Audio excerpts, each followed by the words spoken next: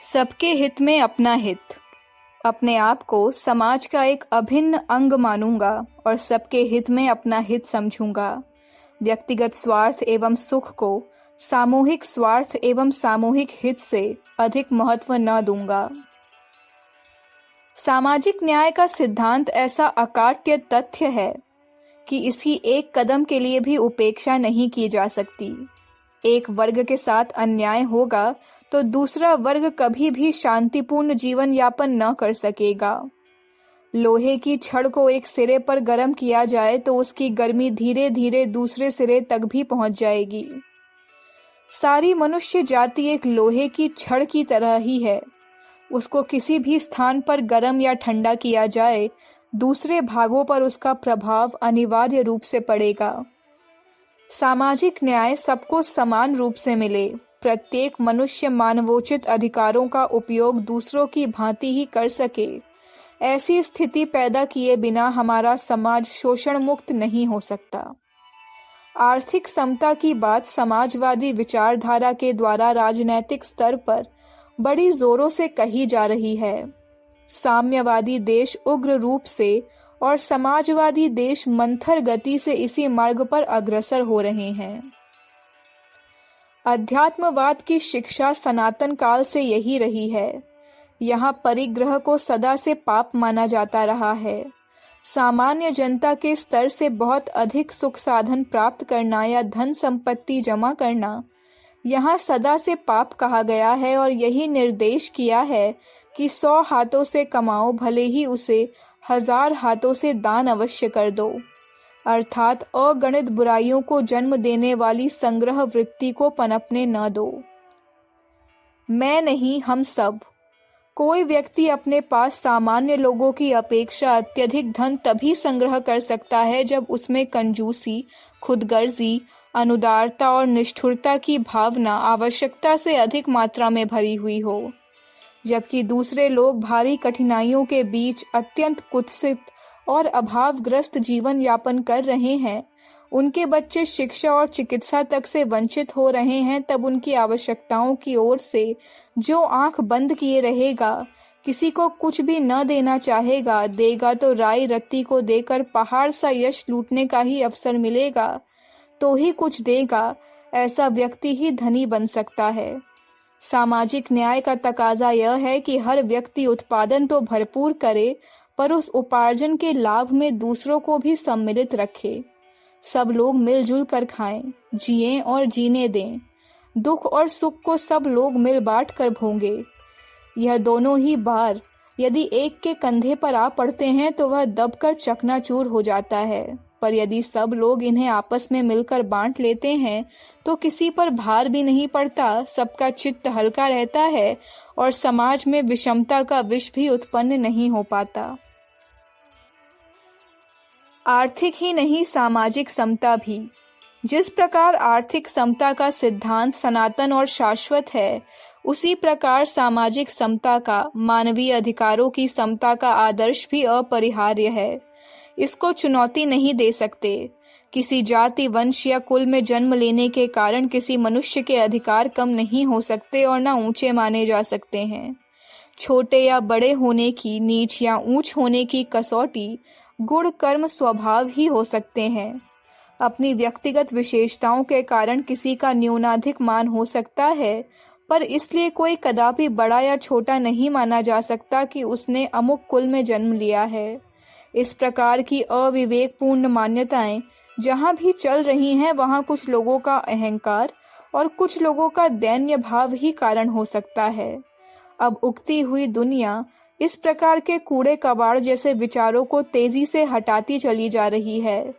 Africa और America में जहां गोरी काली जातियों में ऊंच नीच की भावना मौजूद है, उनका विरोध विश्व का सारा लोकमत कर रहा है। विचारशील क्षेत्रों से इस भेदभाव की भरपूर भर्त्सना की जा रही है और यह निश्चित है कि यह भेदभाव चंद दिनों का मेहमान है। सामाजिक समता की मान्यता को ही सर्वत्र स्वीकार किया जाएगा। भारत में जातियां नियत कामों और व्यवसायों को वंश परंपरा के साथ अधिक दक्षता के साथ उन्नत करते चलने की दृष्टि से बनी थी। उनके निर्माताओं ने कभी स्वप्न में भी यह ना सोचा होगा कि एक दिन इस पुनीत परंपरा में नीच ऊंच का विष भी मिल जाएगा। पर आज तो यही विडंबना चल रही है। गुण कर्म स्वभाव की उपेक्षा करके लोग केवल वंश और जाति के आधार पर ऊंच या नीच होने की मान्यता माने बैठे हैं। इस निरर्थक मूढ़ता का अंत होना ही है।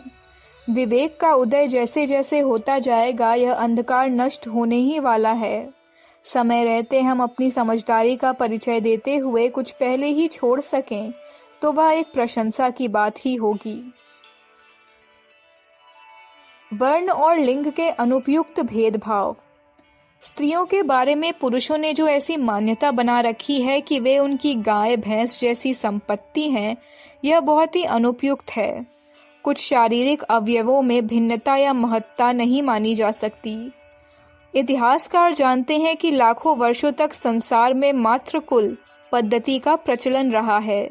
माताएं अपने परिवार की स्वामिनी होती थीं, नर उन्हीं के अनुशासन में रहते थे। अभी भी भारत के केरल प्रांत में मातृकुलों का प्रचलन है। इससे यह सिद्ध नहीं होता कि स्त्री बड़ी और पुरुष छोटा है। यह सुविधा और व्यवस्था की बात है। उपार्जन कार्य जिसके हाथ होता है वह इस पूंजीवादी युग में स्वतः बड़ा माना जाने लगता है। आमतौर से पुरुष कमाते हैं, इसलिए वे स्त्रियों पर मनमानी चलाते हैं।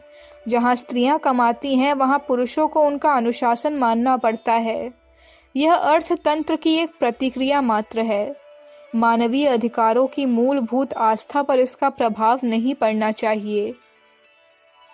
स्त्रियां पुरुषों की दास हैं, यह मान्यता किसी भी प्रकार सामाजिक न्याय के अनुकूल नहीं। परस्पर प्रेम और सद्भाव से तो कुत्ते घोड़े तक मनुष्य के ऊपर प्राण निछावर करने को तैयार हो जाते हैं। फिर स्त्री पुरुष जिनकी अपूर्णता ही एक दूसरे के द्वारा पूर्ण होती है, प्रेम और सौजन्य होने पर दो शरीर एक आत्मा बनकर क्यों न रहेंगे? वह कार्य बंधनों और प्रतिबंधों द्वारा संभव नहीं हो सकता। हमें हर मानव प्राणी के मौलिक अधिकारों को स्वीकार करना ही चाहिए।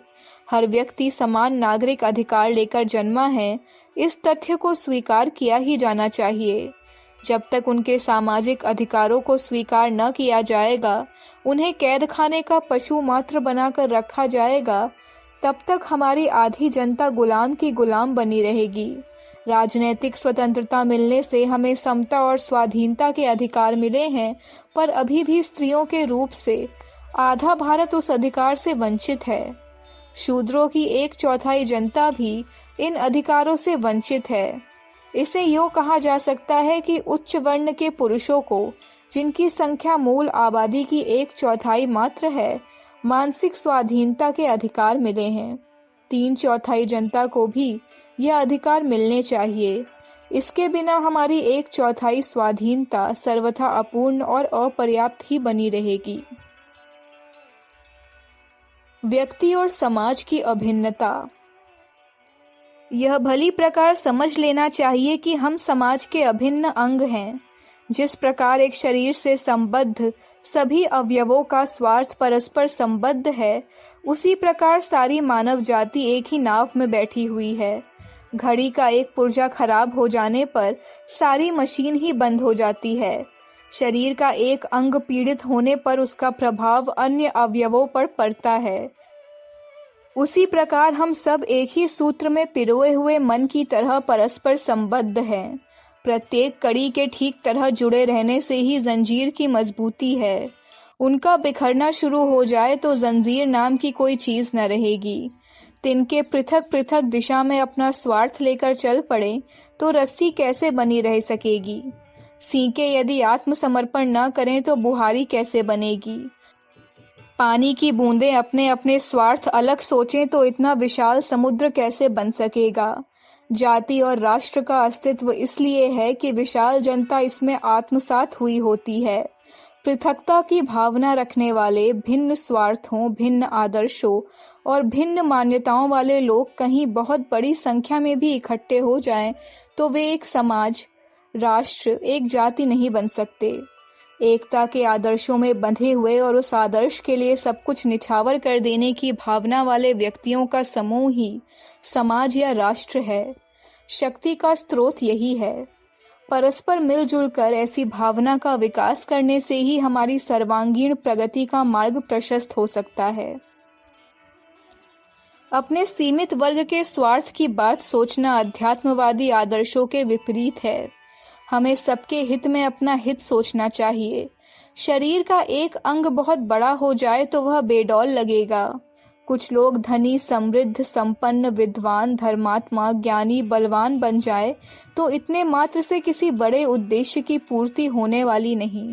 हम सब सुखी रहेंगे, संपन्न बनेंगे, स्वस्थ रहेंगे, सदचरित्र बनेंगे तो ही प्रत्येक की सुख शांति सुरक्षित रह सकेगी। चोर, व्यभिचारी और हत्यारों के बीच में निवास करने वाला कोई सज्जन व्यक्ति भी अपनी शक्ति सुरक्षित नहीं रख सकता। फिर सामाजिक अव्यवस्था के बीच व्यक्तिगत स्वार्थ साधन की बात सोचते रहने पर भी हम कहाँ कुछ लाभ कमा सकेंगे, और यदि कमा भी लिया तो उसे कहाँ कुछ सुरक्षित रख सकेंगे, कहाँ उसका उपयोग कर सकेंगे। उत्थान और पतन के रास्ते। व्यक्तिगत स्वार्थ को सामूहिक स्वार्थ के लिए उत्सर्ग कर देने का नाम ही पुण्य, परमार्थ है। इसी को देशभक्ति, त्याग, बलिदान, महानता आदि नामों से पुकारते हैं। इसी नीति को अपनाकर मनुष्य महापुरुष बनता है, लोकहित की भूमिका संपादन करता है, अपने आदर्श से अनेकों को प्रेरणा देता है और अपने देश समाज का मुख उज्जवल करता है। मुक्ति और स्वर्ग का रास्ता भी यही है। भगवान को प्राप्त करने की मंजिल भी यही है। आत्मा की शांति और सद्गति भी उसी पर निर्भर है। इसके विपरीत दूसरा रास्ता वह है जिसमें व्यक्तिगत स्वार्थ के लिए सारे समाज का अहित करने के लिए मनुष्य कटिबद्ध हो जाता है। दूसरे चाहे जितनी आपत्ति में फंस जाएं, चाहे जितनी हानि और पीड़ा उठावें, पर अपने के लिए किसी की कुछ परवाह न की जाए। अपराधी मनोवृत्ति इसी को कहते हैं। नरक का रास्ता यही है। देशद्रोह, समाजद्रोह, धर्मद्रोह इसी को कहते हैं। आत्महनन का, आत्मपतन का मार्ग यही है। इसी पर चलते हुए व्यक्ति नारकी यंत्रणा से भरे हुए और सर्वनाश के गर्त में गिरता है। सबके स्वार्थ में अपने स्वार्थ का समर्पण करके व्यक्तिगत स्वार्थ से सामूहिक स्वार्थ का अधिक ध्यान रखने का आदर्श युग निर्माण संकल्प में इसलिए सन्निहित रखा गया है कि हमारा सर्वांगीण विकास संभव हो सके। सब लोग परस्पर मिलजुल कर एक दूसरे को आगे बढ़ाने, ऊंचा उठाने, सुखी बनाने में सहयोग करेंगे तो वह युग समीप ही दिखाई देगा जिसकी पुनः स्थापना के लिए हम कटिबद्ध हुए हैं। अखंड ज्योति, सितंबर 1962, पृष्ठ संख्या 14, 15, 16, 17। हमारे YouTube चैनल विचार क्रांति दूत अखंड ज्योति पत्रिका को सब्सक्राइब करें एवं अगली वीडियोस प्राप्त करने के लिए बेल आइकन दबाएं। धन्यवाद।